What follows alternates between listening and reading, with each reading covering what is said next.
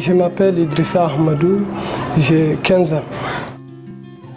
J'ai été à l'école au Mali. Depuis la crise, j'ai quitté le Mali pour continuer l'école ici. Et maintenant, l'école est bien qu'avant. La crise malienne déclenchée en janvier 2012 entraînait le déplacement de milliers de femmes, de jeunes et surtout de personnes âgées vers le Niger. IRC a initié un programme CIPD, Child Youth Protection and Development, notamment enfants et jeunes pour la protection et le développement, qui a deux axes principaux, notamment l'éducation et les moyens de subsistance. Pour l'éducation, IRC est en train de faire un renforcement de capacité des enseignants, tout simplement, et les doter en technique d'enseignement en classe curative pour qu'ils puissent prendre en compte les enfants qui ont subi et ont été victimes de certains traumatismes, j'allais dire témoins. En tout cas, la situation de ces élèves s'améliore de plus en plus avec l'appui de nos partenaires.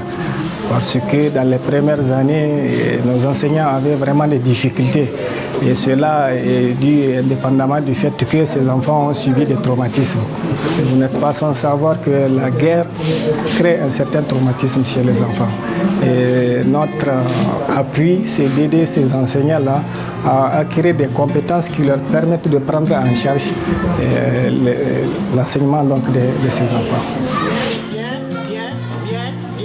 Je m'appelle Biba Al-Mahdi. Je venu au camp de Mangaise depuis 2012. Je fréquente l'école. Avant, je ne comprends rien. Maintenant, je comprends tout. J'aime la lecture pour lire et écrire, pour aider les gens et les enfants et les grands-parents. Nous savons que ces enfants-là sont des enfants qui sont déjà en difficulté. Et je suis vraiment fier de venir aider quelqu'un qui est déjà en difficulté. Parce que vraiment, il faut aimer, il faut avoir la vocation pour apprendre à des enfants qui sont en difficulté pour qu'ils puissent apprendre quelque chose. Donc c'est pas... L'éducation est importante chez moi parce qu'aujourd'hui, tout ce qui se fait dans le monde, c'est les gens qui sont étudiés qui font ça. Le premier éducateur de ces enfants-là, c'est d'abord les parents. Donc on ne peut pas éduquer un enfant sans pour autant impliquer les parents. Parce que l'école n'est qu'une reproduction de la société. C'est les valeurs de la société qu'il faut incarner au niveau des élèves. Voilà pourquoi nous impliquons les parents dans l'éducation de leurs enfants. Nous sommes très bien. L'école encore ici, là, vraiment ça nous a soulagés. Puisque ça empêchait même les enfants de faire les vagabondages et puis d'oublier même ce qu'ils ont vu au Mali. Donc vraiment, ça nous appelait vraiment. C'était une bonne chose.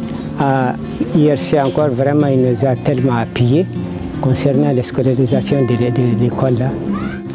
Il est vraiment important de promouvoir l'éducation sur le camp parce qu'un je disais il faudrait que les enfants là, aient confiance en eux-mêmes. Tant qu'ils n'ont pas confiance en eux-mêmes, ils ne peuvent rien faire pour gagner de la vie future. J'aimerais être un enseignant pour aider mes petits frères. J'aime le football. Pour être un grand joueur comme Ronaldinho,